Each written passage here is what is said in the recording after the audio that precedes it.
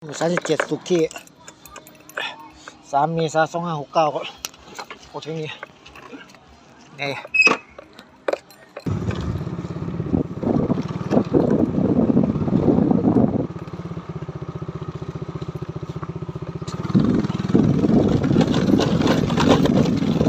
ว่าวิ่งเสร็จช่วง3 ทุ่ม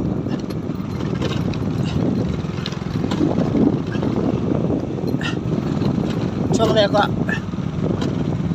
3 ทุ่ม 17ไปกับประมาณ31 นาทีช่วง2ก็เมื่อกี้ครับ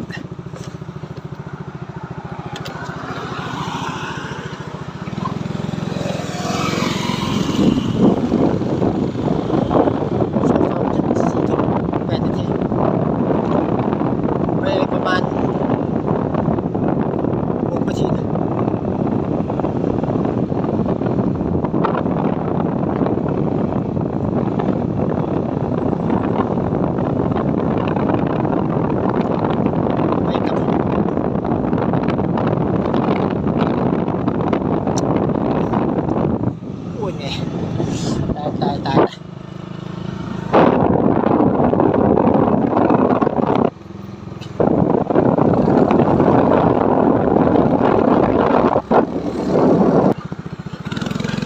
ขอด้วยความมั่นใจ40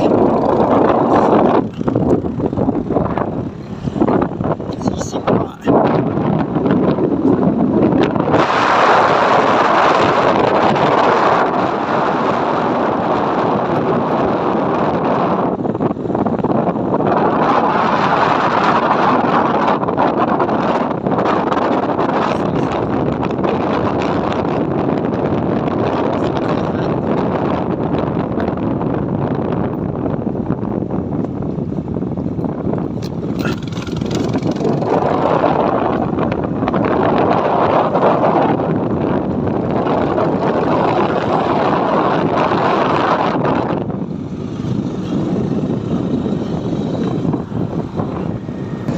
ถ้าถึงสะพานก็แวะแป๊บนึง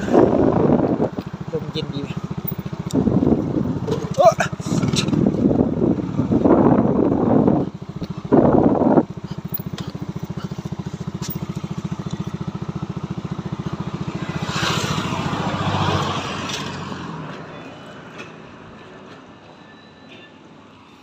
4 ทุ่ม 42